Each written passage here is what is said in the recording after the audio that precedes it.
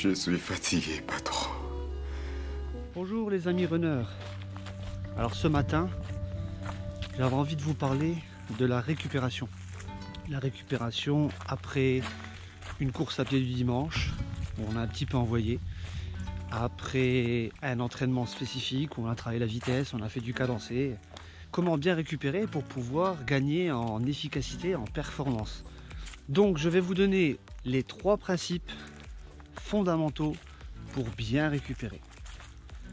Donc la première chose à faire, c'est de ne plus courir.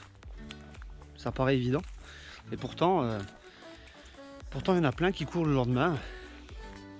Alors oui, on appelle ça une récupération active, mais pour faire une bonne récupération active, il suffit tout simplement de faire du sport porté, comme du vélo, comme de la natation, ou encore de la marche, comme je suis en train de faire. Moi j'ai fait un trail nocturne, donc je fais une marche de récupération.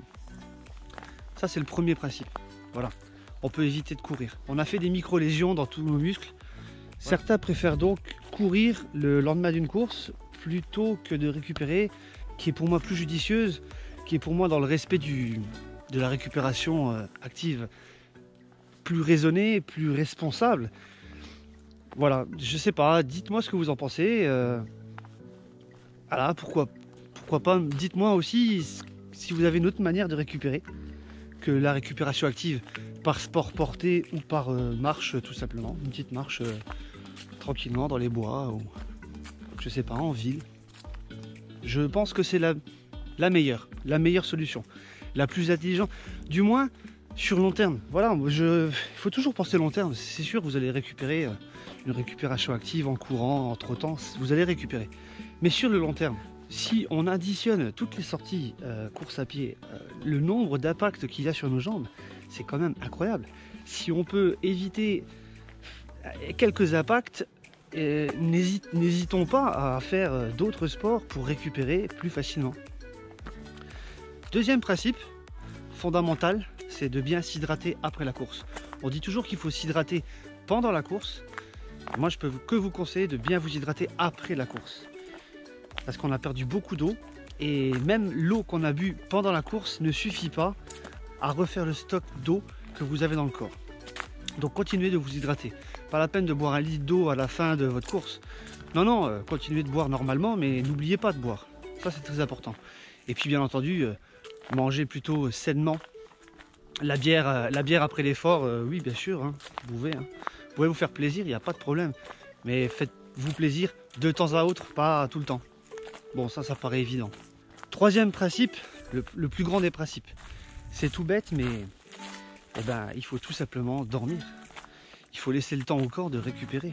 La meilleure récupération, c'est le sommeil, c'est le repos. Il n'y a pas d'autre solution. Et pour savoir si vous avez bien récupéré, écoutez un peu votre corps, qui saura vous dire si vous avez bien récupéré ou pas. C'est lui qui va jauger. Éventuellement faire, oui, une petite sortie, promenade, sport porté, vélo, natation. Mais voilà, j'ai préféré opter pour une sortie marche de ce matin dans les bois parce que franchement il fait un temps super.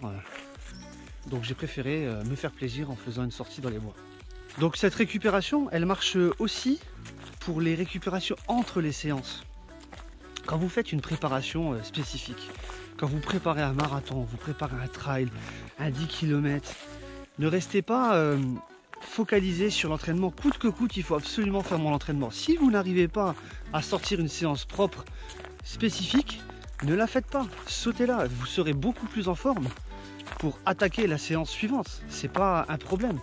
Donc n'oubliez pas, récupérez bien. Et puis, on a tous une vie. Vous n'avez pas forcément la forme olympique tous les jours. Vous faites peut-être les tournées, vous avez des familles, vous êtes humain tout simplement. Donc laissez-vous le temps de bien récupérer. C'est très important. Et sautez les séances si nécessaire. Parce que si vous ne sautez pas la séance et que vous êtes fatigué, vous allez peut-être aller à la blessure.